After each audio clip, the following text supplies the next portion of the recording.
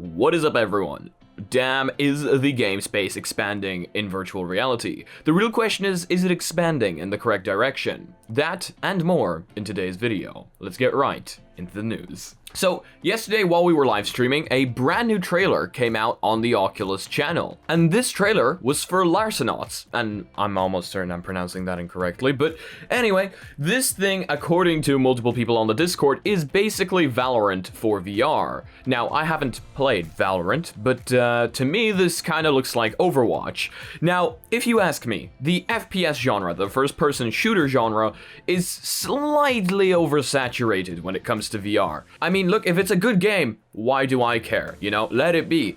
But I'm just trying to say that me personally, I would be much more excited for Lone Echo 2 or a game with like an actual storyline than another FPS. But I'm certain that a lot of people are gonna love this game. I mean, it looks really damn nice. Larcenauts is still a sci-fi shooter, but it otherwise couldn't be more different to the developer's 2017 story-driven single-player effort. This is a team-based multiplayer hero shooter with a vibrant art style and multiple character classes. So yeah, I mean, the art style is pretty damn interesting here, and it is a multiplayer game this time. Larcenauts is confirmed for the Quest and PC VR headsets, meaning that this is actually really good, that we will be able to use a higher end PC for it and possibly get more FPS, more graphics out of it. It's coming this summer and supports cross-buy and cross-play, which is really good. So it's damn interesting, and I'm excited to see what they have for us. Now, here's one that I kind of slightly mentioned in yesterday's video. The Yaw 2 has come out on Kickstarter, and yesterday when I was saying that we are going to create our very own carpooling in VR,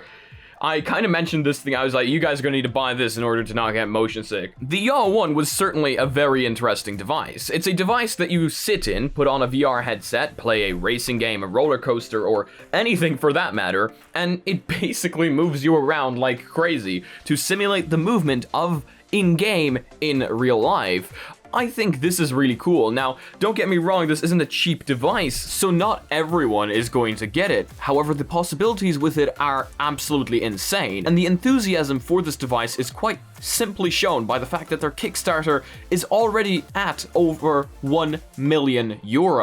So this is quite an exciting device, and I can't wait for more of these to start coming out, maybe at a cheaper price point sometime in the future. And I can only imagine it increases immersion and certainly probably decreases motion sickness, because I know for a fact that when playing racing simulators, when they turn around, well, their brain is like, oh my god, you're not actually turning around, and they get motion sick, even while sitting down. I only got motion sick a few times in my life and fell over, and it wasn't necessarily my happiest time, so anything that can reduce motion sickness and increase happiness is good. Ha ha ha, this one's big, big pun. So basically someone sent this on our Discord today. Simulated walking is a big first step for VR accessibility. Very funny. But this is actually a very interesting article. This is from freethink.com, and somebody again sent this over on the Discord to notify me about its existence, and it seems that researchers in Japan have developed a system that makes your brain think you're walking, even while you're sitting still. Basically, looking at the video that we've got here from the researchers, people are walking around a kind of circular object while putting their hand on it, kind of so that you know you're there. And then in VR, they also have a virtual hand, and that hand is moving along a train while their hand is moving along the circular object. So because the object is circular and you're going around in infinite circles, your brain thinks you're walking ahead of you because you're wearing a VR headset, and in that you're walking ahead of you, but you can also see that hand in VR, and it's kind of putting the two together and making it kind of all in one. But there's clearly a few downsides here. I mean, omnidirectional treadmills would still be the way to go, because looking at this, I mean, it seems you're gonna need quite a bit of space in order to have something like this, and it's quite limited, I assume, when it comes to patterns. It kind of needs to be the same pattern over and over again, because the circle can't just change its shape all of a sudden, can it? This is certainly an interesting thing here, but this one is slightly outdated. It's from 2016, and now we have taken the quote-unquote big step, because in a recent paper, researchers from oh my god, I'm not going to try to pronounce that, and University of Tokyo proposed a new custom-built platform for simulating the experience of walking that works while users are sitting.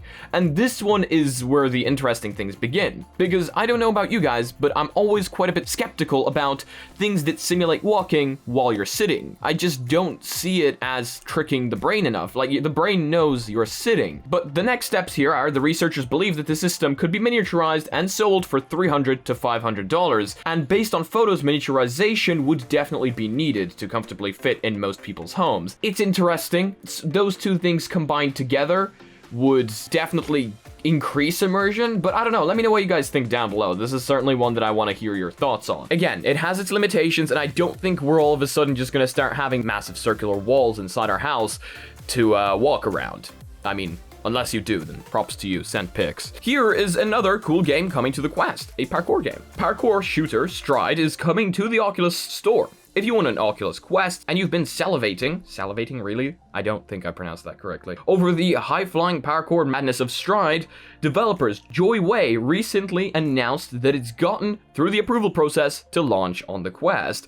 Joy Wei announced the news late last week, saying that while they can now officially plan for a launch on the Oculus Store for Quest, that predictably more work is needed to get it up to snug. So that is quite exciting. Again, when it comes down to motion sickness, I think parkour games and games on which you kind of like ride a skateboard, ride a bike, do anything are going to be quite interesting. That is quite debatable there. Kind of like the main point people give you when I ask them, guys, why do you think Portal isn't in VR yet? People say motion sickness is one of the main reasons, or the main kind of downfall they would see of Portal. Again, it kind of all depends how it's implemented, or if it's implemented at all, because multiple people, including myself, would play a game like Portal even if it induced motion sickness to all hell. It would probably end with some really funny clips as well, which is always good. Let me know what you guys think down below. And here is one that kind of boosts my spirits up a little bit.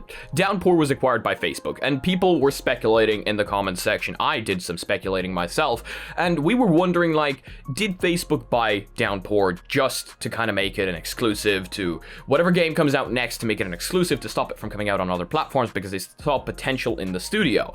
And we came to a conclusion that maybe. It seems that Downpour are pretty much telling us that, don't worry, Onward is not going anywhere. It's not disappearing off the PC platform. You're still getting updates. We're still developing the PC platform, which is very good to hear. I mean, it's always nice to get that kind of confirmation from the company. But then I saw some people in the comment section also say that, well, even if they say that, it might not necessarily happen. They're like, which game studio that you know has continued development for PC after they got acquired by Oculus? And I mean, Beat Saber is one of those. They continued development for PC. So, you know, I definitely do think they're going to continue development for PC. I mean, they have quite a lot of players in Steam VR, so they lose out on that massively. And the last one I have for you guys is Vivecon, because we are absolutely going crazy over Vivecon right now. Well, actually, the hype has sort of died down after we got the leaks, but the hype is still there, don't get me wrong. And we are going to be live streaming it live, but here is an interesting thing that kind of ruins my plans to do a live stream. I mean, I'm still going to live stream it, I'm just not entirely sure how, because now Vivecon can be watched in VR, and that proves a problem for me as a person who wants to live stream the event, because now I don't know whether I'm supposed to live stream it in VR or hop into VR with a bunch of people, a limited amount of people of course, because we don't have an app that will allow an infinite amount of people to join.